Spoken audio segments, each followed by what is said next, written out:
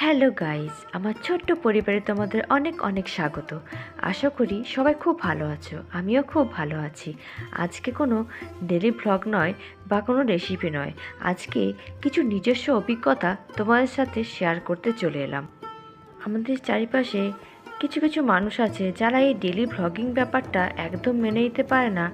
তাদের সাথে আমার যখন দেখা হয় তখন বলে, এই তুই ভিডিও বানাচ্ছিস না, কিন্তু তোর ভিডিওগুলো আমি দেখি, কিন্তু এরকম বানাস না, বুঝলি? আমি যেমন বলছি এরকম বানা।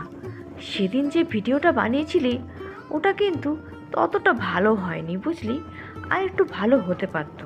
যাই হোক, প্রথম প্রথম এরকম কমেন্ট শুনে খুব খারাপ লাগতো যে এত কষ্ট করছি তাও এরকম কমেন্ট আসছে।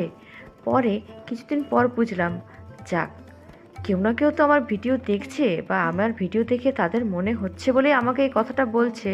তো এই রকম কমেন্টগুলোকে নেগেটিভভাবে না নিয়ে পজিটিভভাবে নিতে হবে, আর নিজের কাজ নিজেকে করে যেতে হবে। পরিশ্রম করলে ফল একদিন আমি ঠিক পাবো। যেমন এই জঙ্গল পেরিয়ে আমি যে গন্তব্যস্থলে একদিন ঠিক পৌঁছেছিলাম, সেরকমভাবে আমি যদি কাজ করে যাই তাহলে আমার রেজাল্ট ঠিক একদিন পেয়ে যাব।